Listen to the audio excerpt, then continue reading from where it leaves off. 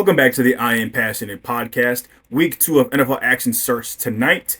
And before really we dive into week 2, something I'm going to do this year is I'm going to come up with my own power rankings. And so those, at least just for the first time around, I have, the list, of all 32 teams. And I kind of have a short explanation for why I kind of put them there, why I put them there. Like I'll go over the top 10 real quick.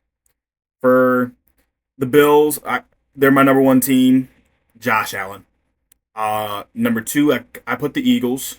Number three, I put the Packers. Number four, I put the Ravens. I don't have the Ravens dropping that far because, even if the Bills were at number one, they are for sure a top 10 team in the NFL. I believe two basically top five teams in the NFL, whoever loses doesn't fall dramatically. Number five, I have the Rams. Number six, I put the Chiefs. Seven, I put the Commanders. Eight, I put the Steelers. Nine, I put the Bucks. And 10, I put the Chargers. And then for some of those teams, like other ones, Eagles, they've got a very talented roster. Packers, they played a lot better than I was expecting. The Ravens being number four and not outside of the top five is just because I still think they can turn things around because, it is just week one. Same for some of the other teams. The Rams, I believe they're Super Bowl contenders. The Chiefs, I believe they're waiting for Rashee Rice. I believe once he comes back, I believe that offense will be more of what we're expecting. Seven, the Commanders with Debo and Scary Terry. I think they could be a great duo. Number eight, for the Steelers, will that defense bounce back? Will they be that Steelers defense that we're used to seeing? Number nine, will Mike Evans get 1,000 yards? Because he's got a crazy streak. I believe he is second on the list of most consecutive 1,000-yard seasons, only behind Jerry Rice. Will he keep that going? Which I believe he will. In 10, Chargers, they played a great defensive game. Also, they played great on offense against the Chiefs also. But I'm going to have, the images, they're just screenshots from my phone. So you can kind of see my reasoning for all of them, which they're kind of just short reasonings for each team. I didn't kind of go into a crazy amount of depth. I figure for future episodes, I can, with my guests, I can have them, we can kind of come up with a list and change the order of my previous list. So, but these are my power rankings going into week 2. And then two more things just about week 1 in general. I've got my top 5 games from week 1. First, it's the Ravens versus the Bills. It's one of the greatest fourth quarters I've ever seen. It sucks that it was against my favorite team. I am not mad at the Ravens losing. I was more so shocked just because they had such an amazing offensive game. I'm not mad at Derrick Henry because without Derrick Henry, that game would have been much closer. He balled out. I understand that him being a veteran player, he needs to have two hands on the football. But even without that fumble, with or without it, I'm not mad at him. I think the Ravens should have went for it on that 4th and 3 because they were not stopping you all night until that final drive when you had very predictable play calling. And you also have Lamar Jackson, one of the best players in the NFL, and he didn't touch the ball on that drive at all, which I think was a mistake. I think the moment the Ravens punched that football back to Josh Allen, they just surrendered the game. Number 2, I put the Steelers versus the Jets. Both teams performed on offense way better than I was originally expecting. I did not expect a shootout. I expected a slugfest. I predicted a low-scoring game for that one. So both teams, offense, played great. Third game, Vikings versus the Bears. It was a great divisional battle, just not much on offense until it mattered most. For the Bears, yes, they came out, they scored quick, then they kind of just fizzled out. And then in that process, the Vikings, first 3 quarters did not show much. Then fourth quarter, they just remembered how to play football, I guess. I don't really know a better way to explain it other than that. Number 4, I put the Cowboys versus the Eagles. The Cowboys played way better than I thought they were going to because I did originally pose the idea that they had the potential to get blown out. Which also, my definition of if a team gets blown out in a game of football, it's going to be at least 3 scores, 21 plus points. 17 is still considered 3 scores, so I'm keeping that in mind. But if CeeDee Lamb caught one of those crucial drops that he had in the fourth quarter, they probably go on to win that game, or at least make the Eagles have to drive the length of the field again to even have a chance. to win the game or even tie it. Number five, I have Miami versus the Colts. I didn't expect Miami to look that bad in their game, but in the same vein, I did not expect Daniel Jones to look that good. Now I understand that Dolphins defense, like, it's not exactly the best defense in the league, whether you're going to refer to it on paper or from what you physically saw. But I kind of more so expected Daniel Jones to kind of throw an interception or two in that game. So moving on to my predictions. So I'm going to try to keep an accurate count of my predictions. And ironically, before I started recording, I was struggling to like accurately depict my record. And like the reason why is because I'm like realizing as I'm like making tallies, making notes, I didn't have every team, but then I'm like, Jaren, I got to do basic math because for every team I predicted that won, you got to do a little bit of math, obviously, to get to 32 teams. Overall, I was 10-6 in week one because I did correctly predict the Eagles, Colts, Steelers, Cardinals, Commanders, the Buccaneers, the Raiders, Denver, the Packers, and the Rams. All those teams won their week one games. The teams that lost being the Chiefs, the Panthers, the Browns, Seattle, the Ravens, and the Bears. So 10-6 for week one. Not bad. Not bad. But I think I can do better. And so starting with that, Thursday Night Football tonight, kickoffs in a little over an hour. I've got the Commanders versus Packers for the first game. Well, I'm not saying that's what I think that's going to win. What I'm saying is that's the Thursday Night Football game. The Commanders versus the Packers. I do believe this is going to be a pretty good game considering the short week. A lot of teams, they don't really play as well on Thursday night just because also you don't have your full offensive playbook on a short week, and also some players can't get exactly fully healthy or aren't playing 100%. But I believe what is to watch for this game will be how well Washington's offensive line plays against the Packers' defensive line. The Packers are able to put the Lions in the blender, and unless the Commanders have some sort of plan, I believe that it can be a very similar result. But I do think there's one big difference between the Commanders and the Lions, and that being Jaden Daniels is a mobile quarterback. Jaden Daniels in my opinion, he is better at extending plays, escaping the rush compared to Jared Goff is, because Jared Goff he's not a mobile quarterback. He's a great quarterback in my opinion. I understand he did not look good in week one, but Jaden Daniels can, extend the play, which as a defense you can't always account for. But I believe the Packers will get this win. That defense, I believe, they will limit the big plays. The Commanders are going to keep this a game. They're going to put up some points. They're going to come up with a couple of big plays. But I think the Packers are going to come up with more. Give me the Packers 31-20. And then for the Sunday games, Giants versus the Cowboys. The Cowboys impressed me last week with how well they played against the Eagles, and I don't really have too much to say about the Jalen Carter situation because I just think the video says enough about said situation, and I think that because I believe Jalen Carter is getting fined. He got fined like 57,000, and I believe he's getting suspended for one game. Which, I think at least him and Dak should face the fine consequence. That's just me. Basically all that whole situation was just a very disrespectful situation, and I don't really have much more to say about it than that. But the Giants struggled mightily against the Commanders, and I see it happening again.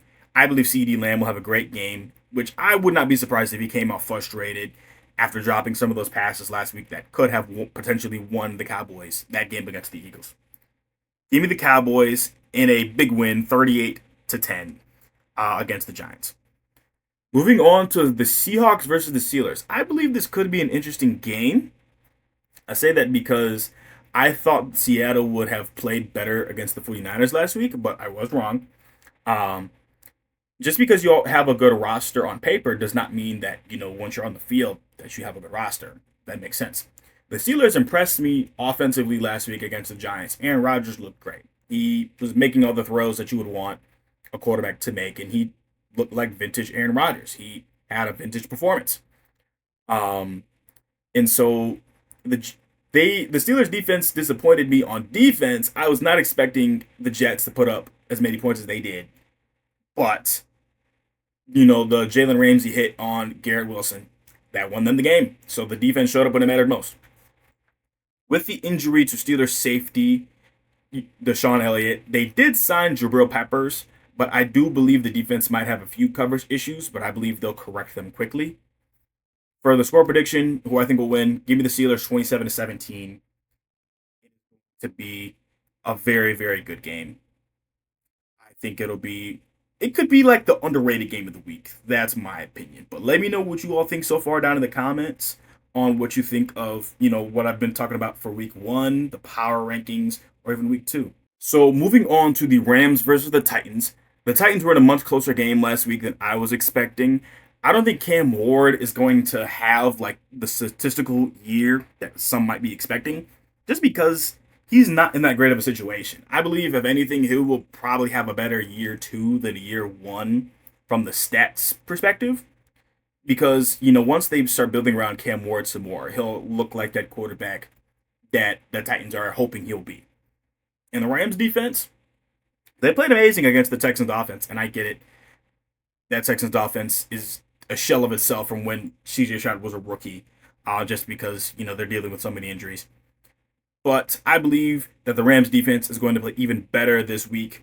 Give me the Rams 28-10, but I believe the Titans will get out to a 7-0 lead. Cam Ward will lead a touchdown drive on his opening drive. He will throw his first touchdown pass in this game. That is my prediction. Bills versus the Jets. I believe Josh Allen is the best quarterback in football right now, and what he did against the Ravens was insane, even if I do think the Ravens did it to themselves a bit.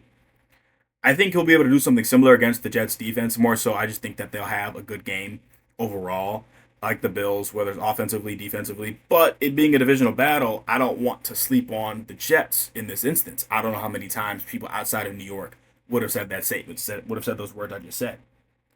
I am rooting for the Jets. First off, the offense looked really, really good, and I'm also rooting for Justin Fields. I believe he's a great quarterback. I do. I believe he can be great. He just needs the opportunity to prove just how great he can be. And so I believe if the Jets want to win, Justin Fields will have to be efficient, especially on third downs, because I believe the Bills are probably going to try to dare Justin Fields to throw the ball, and I would not be surprised if Justin Fields, if they do the RPO, if they do, read option a little bit more, if they try to do what the Ravens did so well against the Bills, I would not be surprised if the Jets try to replicate that a bit. Because from a defense perspective, regardless of what you have to say about Justin Fields, Lamar Jackson and Justin Fields, both great dual threat quarterbacks. And having to play them both kind of back to back as a defense, that's kind of rough. But give me the Bills 27-24. I believe the Jets will have a few miscues, which will, wake them up for as the season continues, where they'll limit those mistakes moving onwards. According to StatMuse, Miami quarterback, also speaking about the Patriots versus Dolphins game, sorry about that. Tua Tagovailoa is 7-0 all time against the Patriots. I remember hearing that last year after they beat the Patriots, one of those games, and I'm a little surprised hearing that he's undefeated against them. Which also just this season, things I think could look a little different because the Dolphins look like a JV team. I understand the Patriots didn't look that much better in their game, but I still am going to take the Patriots to finally beat Tua. I think the Dolphins will play a much better game overall, but I believe the Patriots will kind of play a cleaner, not a sloppy game of football. Give me the Patriots 20-14. Moving on to the Jags versus the Bengals. The Bengals offense played terrible last week, especially in the second half, but they still found a way to win. Last year, they were in so many shootouts, and they were not able to find ways to win in those shootouts. So I think the fact that they won an ugly football game probably gives them a lot of confidence.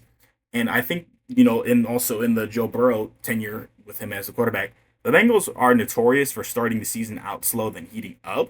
So the fact that they started out 1-0 is huge, and I think they are in a great situation to start 2-0.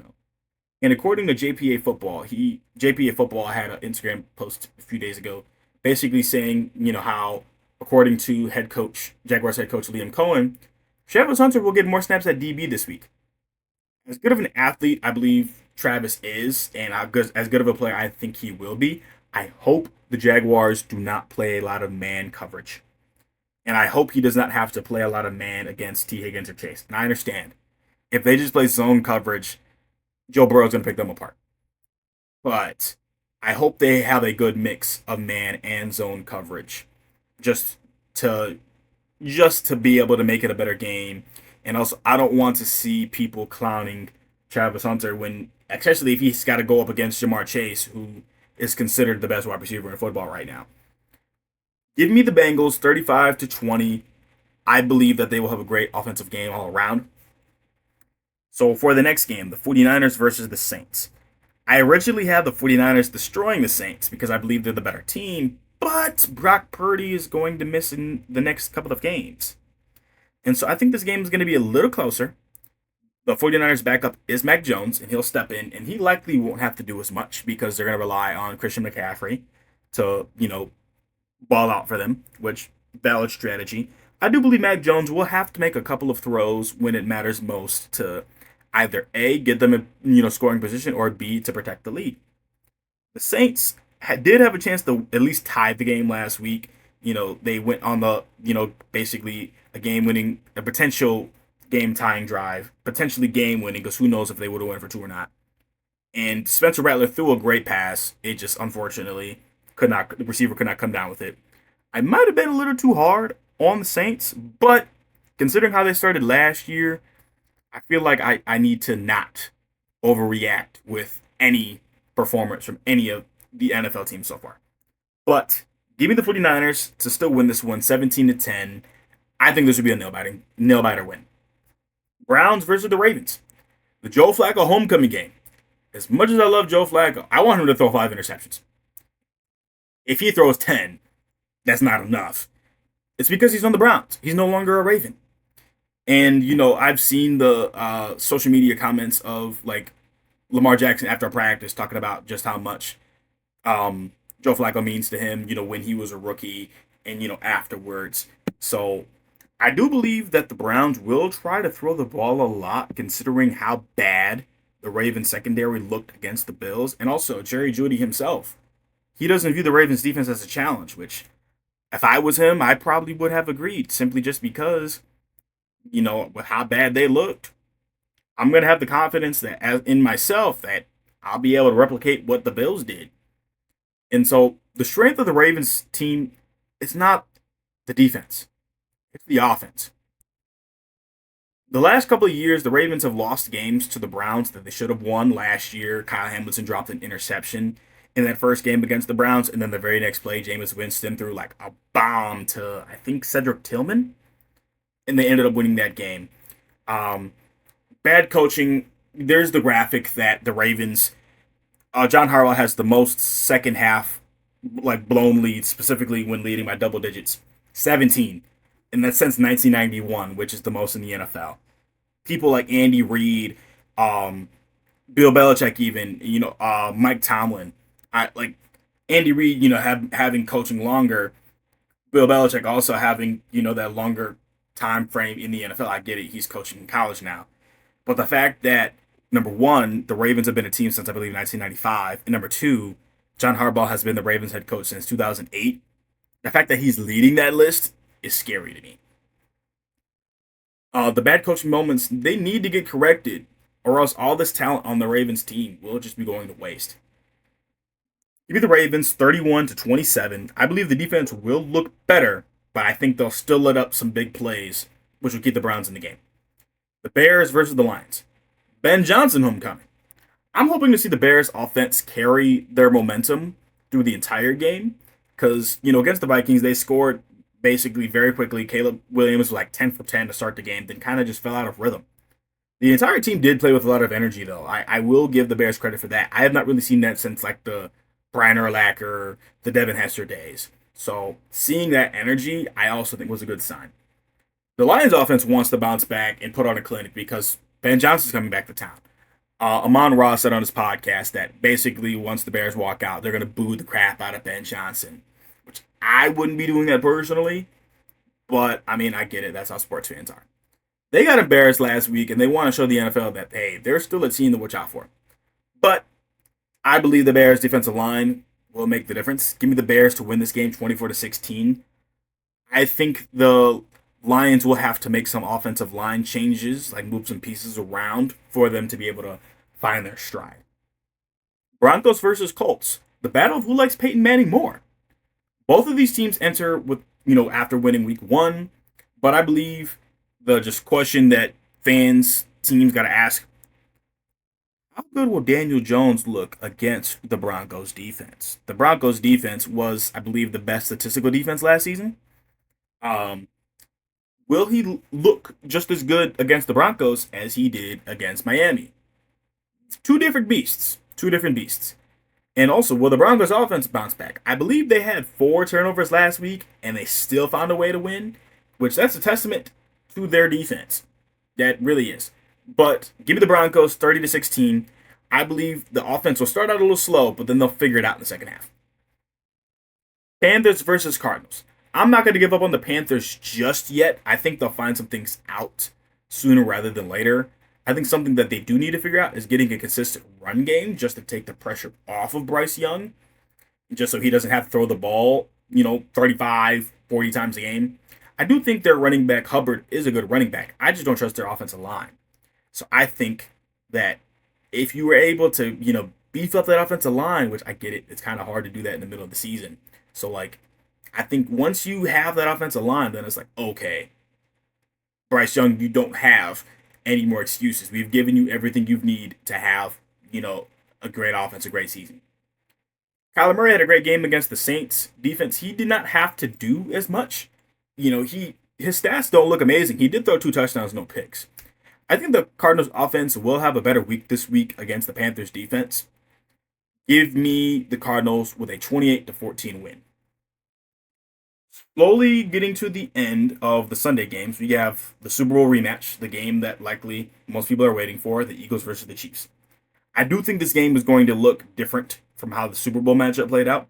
The Eagles secondary isn't as good as it was last year, which I get it. It is just week one. The secondary is going to need time to grow and mesh together. But at the same time, the Chiefs don't have Rashee Rice, which I get it. He didn't play in the Super Bowl. And they don't have Xavier Worthy, which I think the Chiefs' focus is going to be to try to limit Saquon Barkley, which is going to open the passing game to allow, Jalen Hurts to have a better game in week 2 than he did in week 1. So people like A.J. Brown and Devonta Smith, they can have a potential big game. But I'm still going to take the Eagles. I believe that defense will make enough plays to win. I believe we will see the Chiefs beat 0-2. I think it will be the first time since Patrick Mahomes has been the starting quarterback that they've started 0-2. I know they've started 0-1, I think, before. Somebody in the comments, let me down below if the Chiefs before this year have started 0-1. And so for Sunday Night Football, we've got the Falcons versus the Vikings. The Falcons last week were at least very close to sending the game to overtime. Just had a bad kick.